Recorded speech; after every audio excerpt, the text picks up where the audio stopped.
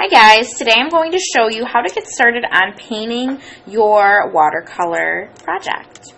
So I'm going to start by working in the background first. Before I even show you that, make sure you have everything that you need, your paint palette, a couple of different size paint brushes, a cup of water, paper towel, and then if you feel like you're going to be mixing some colors, grab some palette paper. Okay, so of course before you begin you have to activate your paints. I just like to spray with a little spray bottle. You can just also do this by dipping your brush in some water and squeezing it into the colors that you're going to use. My reference photo is on my computer and I'm looking at it, and in the background is green. If your background's white, maybe think of a color that contrasts or really pops next to the main color of your subject. So for example, if you did a leaf and your subject is green, think of a color that you could put in the background, not white. You do want a background color, but think of a color you can put in the background that will really let your leaf or whatever your subject is pop. Of course, if you do have a background color and you want to change it, that's up to you. That's using your artistic judgment and making the best choice for your painting. Okay? So I think that when painting with watercolors, you should always mix your colors. You should never just use something straight from the paint. It's always nice to have some unique colors mixed up. So I like to get the paper damp with water. And I'm going to grab some green. Like I said, that's what was in my background.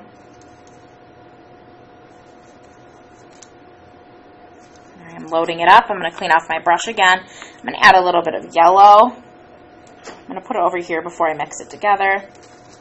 There we go. Get a little lime green action. And maybe I'll add a little bit of blue just because this will deepen it up a little. Okay. Now when you're mixing colors, and if you need a lot of it, you're just going to have to keep mixing a bunch. So keep that in mind. But I'm going to work with this. And when I paint with watercolors, I like to go around the edge of my subject. So I'm trying to create these crisp edges. And I like to go darker next to the subject, so like my petals, for example. And then I like to drag the paint out to spread it out. So naturally, when you do that, it'll be lighter towards the edges of your paper. Okay, so you can see as I'm painting, I'm using the side of my paintbrush. I'm not like, tapping the tip into the paper. I'm mostly focusing on the side of the bristles. When I'm trying to be a little bit more exact, I use the tip to kind of get a smaller little precision on there and press it along the edge of my pencil. Then I use the side to drag it out. So with watercolor, just know that if you leave something alone for too long, it will dry. And that can be good or bad depending on what you're trying to do. For a background, you do want to move a little bit quicker so that it doesn't just dry on you right away. Because if I left it like this, you would see a harsh line from here to this section. Up here, it's okay because it's just a tiny little bit, so I don't mind leaving that there.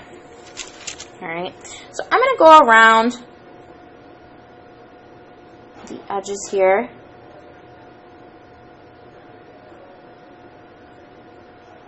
I'm going to keep filling in with my paint color. It might take me a little bit. That's totally fine. I could also get a little bit more creative knowing that some of my paper is wet here. I could, clean off my brush, go into a little bit of the blue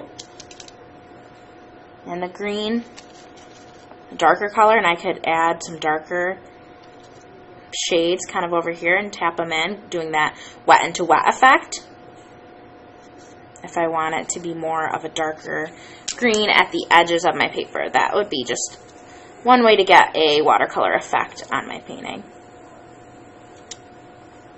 I'm going to clean off my brush and even tap it into my paper towel a little bit so that I can just spread this a little bit more so there's not a harsh line.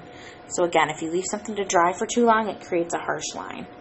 But water, just plain water, will usually help you fix that harsh line just by spreading it out. Okay.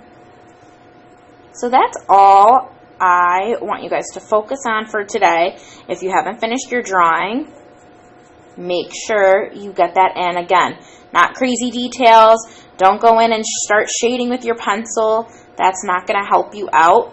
I want you to go in and around your subject and just get the background in, okay?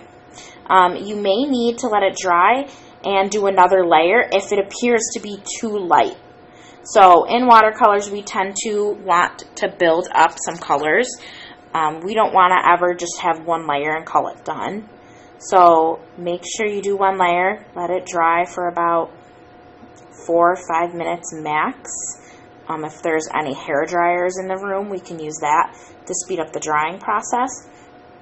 But then you do want to go on top with another layer so that it doesn't look like just one and done. You want to build up the layers with watercolors. That's how you make them look bold and not so washed out. A lot of times watercolors look washed out because they're watery, right? So keep going with your paintings. Get that background color in. Mix your colors. Don't go straight out of the paint pod. Right? You want to mix them together so you get a little bit of a different color going on. And that's pretty much it for today.